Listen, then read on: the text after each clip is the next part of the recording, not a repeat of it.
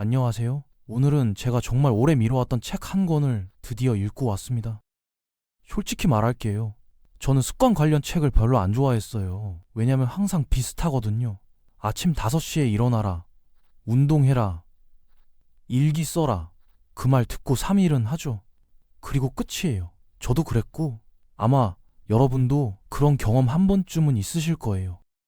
사실 이런 거 엄청 많이 해봤어요. 새해 결심도 매년 세우고 플래너도 사보고 유튜브에서 영상도 따라 해보고 처음 3일은 진짜 잘 돼요. 4일째부터 슬슬 무너지고 일주일이 지나면 플래너는 책장 한쪽에 꽂혀 있고 결국 역시 나는 의지력이 없는 사람인가 봐 하고 스스로를 탓하게 되더라고요.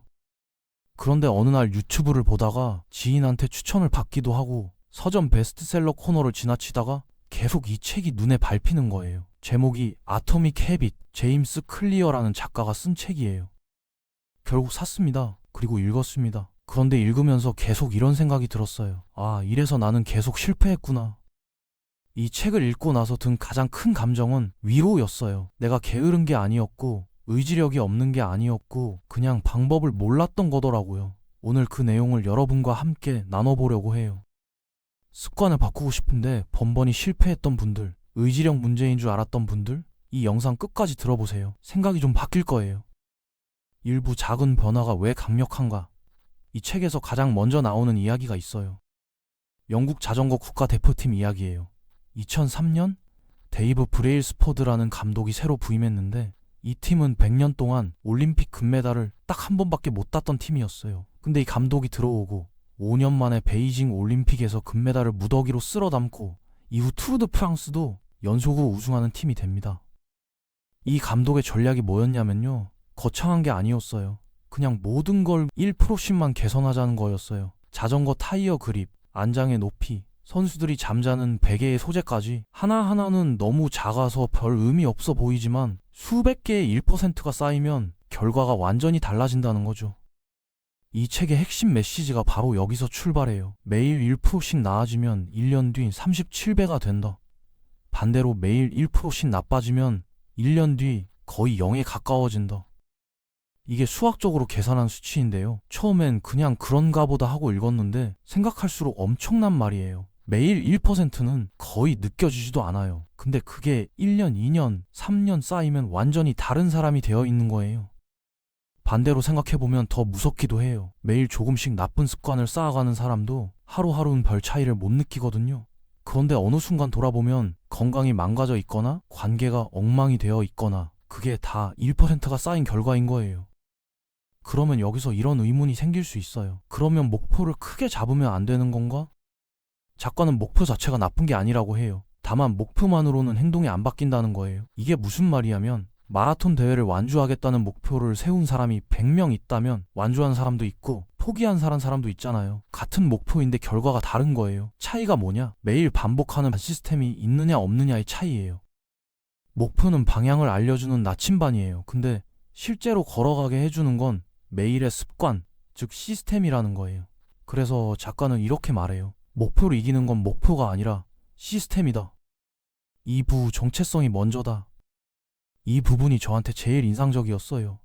우리는 보통 습관을 만들 때 결과에서 출발해요. 살을 빼고 싶다, 책을 많이 읽고 싶다, 돈을 모으고 싶다, 이렇게 해요. 결과를 정하고 그걸 위한 행동을 계획하는 거죠. 그런데 작가는 순서를 완전히 뒤집어야 한다고 말해요. 결과 중심이 아니라 정체성 중심으로 접근하라. 무슨 말이냐면 살을 빼겠다가 아니라 나는 건강한 사람이다 라는 정체성을 먼저 가져야 한다는 거예요.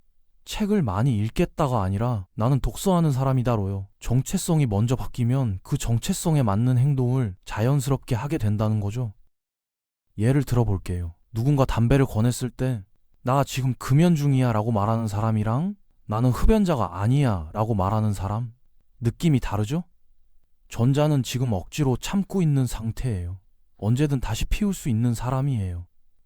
근데 후자는 나는 그런 사람이 아니야 라는 거잖아요. 이미 그 사람의 정체성 자체가 바뀐 거예요. 그럼 정체성은 어떻게 바꾸냐? 여기서 습관의 역할이 나와요. 매번 그 행동을 반복할수록 나는 그런 사람이라는 증거가 쌓이는 거예요. 오늘 책 한 페이지를 읽으면 나는 책을 읽는 사람이라는 증거 한 장이 쌓이는 거고 내일 또 읽으면 두 장이 되는 거예요.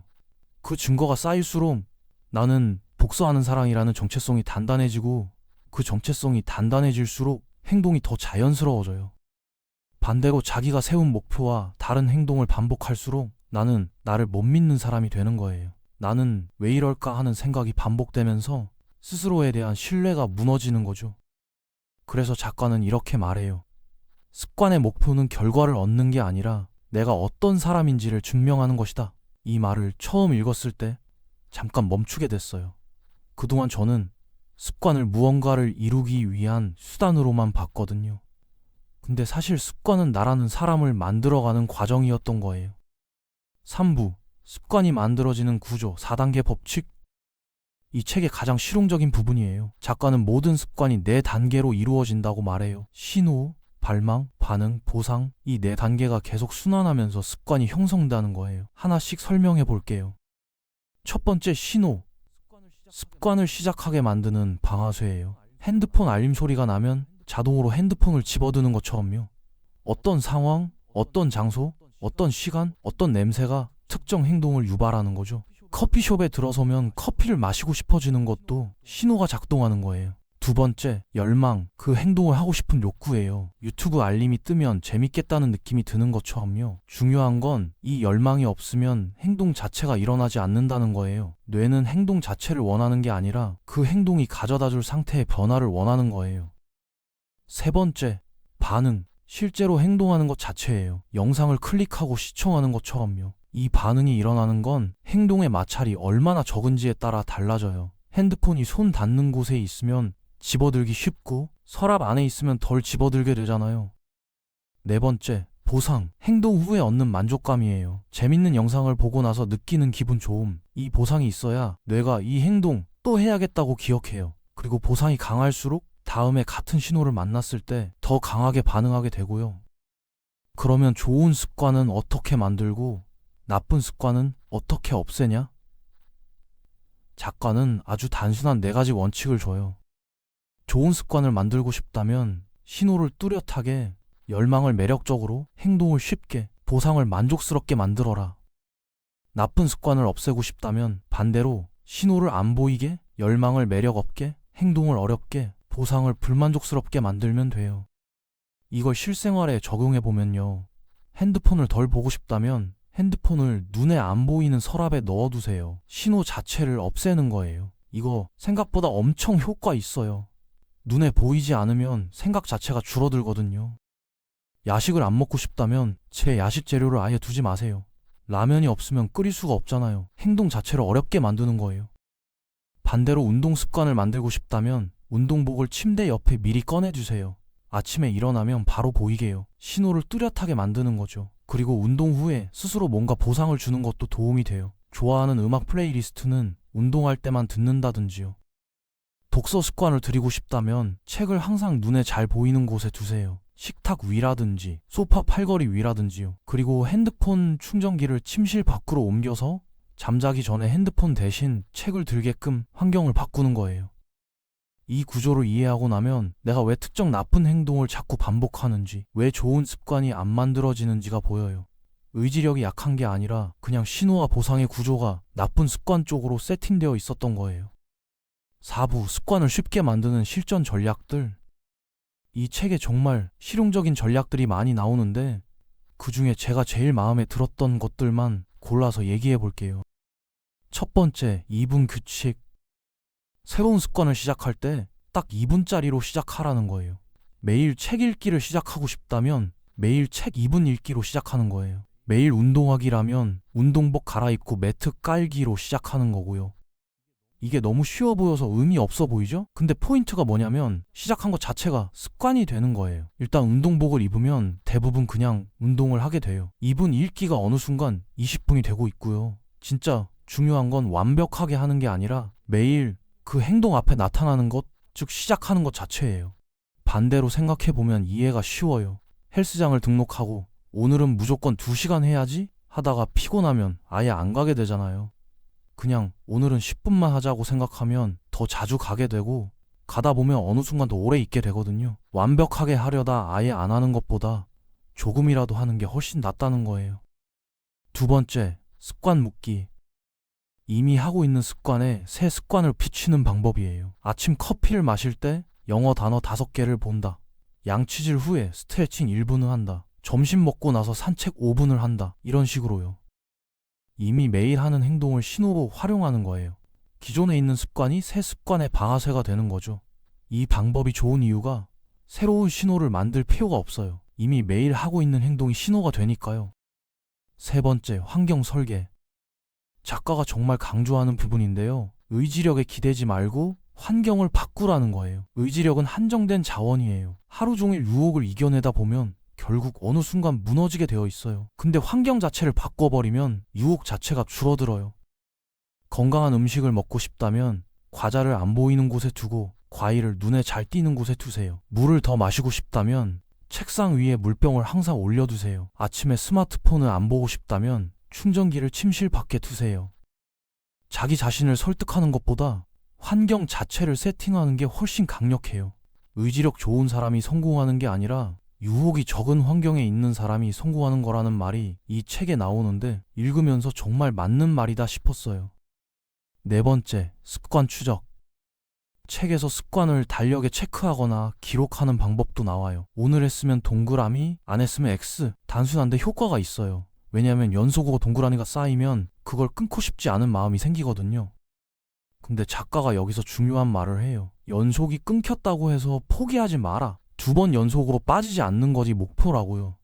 1번 빠지는 건 실수고 2번 연속 빠지는 건 새로운 습관의 시작이에요. 그러니까 1번 빠졌을 때 에임 망했다 하고 포기하는 게 아니라 다음날 바로 다시 시작하면 돼요. 5부, 왜 계속 반복해야 하는가? 이 책에서 또 인상 깊었던 개념이 있어요. 정체 구간 또는 실망의 계곡이에요. 습관을 새로 시작하면 처음엔 별로 티가 안 나요. 매일 운동해도 첫 달엔 몸이 잘 안 바뀌고 매일 공부해도 실력이 바로 늘어난 것 같지 않아요. 그래서 포기를 하죠. 나는 안 맞나 봐. 이 방법이 효과가 없나 봐. 근데 작가는 이게 정상이라고 해요. 변화는 선형으로 일어나지 않아요. 초반에는 눈에 안 보이는 곳에서 계속 쌓이고 있어요. 그러다가 어느 순간 임계점을 넘으면 갑자기 확 바뀌는 거예요.